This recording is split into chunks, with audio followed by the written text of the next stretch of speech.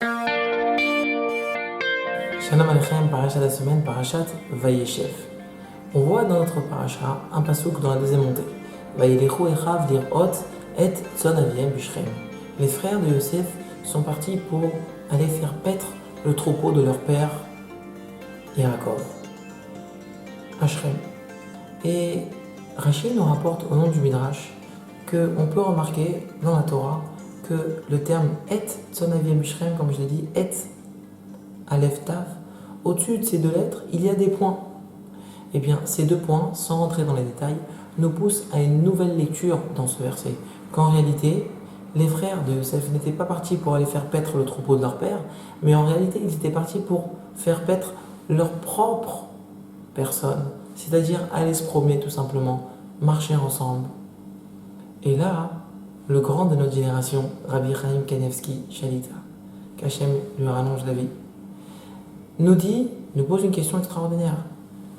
En quoi il est important de savoir que les frères de Yosef sont partis se promener? Ça change quoi de savoir cela? Pourquoi le Midrash tenait tant, à tel point qu'il a mis des petits points, tenait tant à nous faire apprendre cet enseignement? Il ne sert à rien, qu'est-ce qu'on s'en fiche de savoir qu'ils sont partis se promener? Eh bien, nous répond Abraham Kanevski la chose suivante. En réalité, ce verset, c'est impossible de le comprendre au sens propre. Pourquoi? Parce que si on le comprend au sens propre, à savoir que les frères de Yosef sont partis aller faire paître le troupeau de leur père, soit accomplir une mitzvah, celle du respect des parents, eh bien, jamais ils ne seraient arrivés là où ils sont arrivés. Comme on le sait tous, c'est dans cet épisode où finalement ils ont vu Yosef, leur frère, arriver et ils se sont dit, tiens, celui-là, on va le faire souffrir.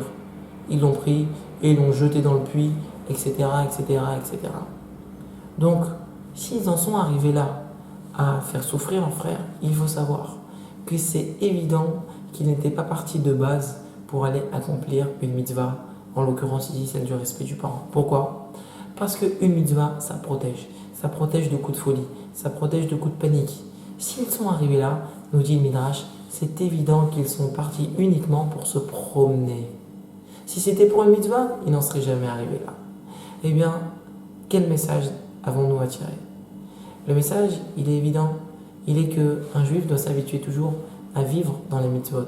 Si tu veux avoir la bracha dans les actes, dans tes actes, dans le fruit de toutes tes entreprises, eh bien il faut savoir que la vie avec les mitzvot, c'est la meilleure solution pour obtenir que du résultat positif. S'il y a des résultats négatifs qui peuvent se mêler, souvent c'est parce qu'au départ, on n'était pas dans un état d'esprit de mitzvah. Eh bien, ça doit nous apprendre à investir notre âme, notre corps pour Akadosh Baruch Hu, pour les mitzvot, avec des intentions de mitzvot, et ainsi nous verrons que des brachot. Amen, amen. Shabbat shalom.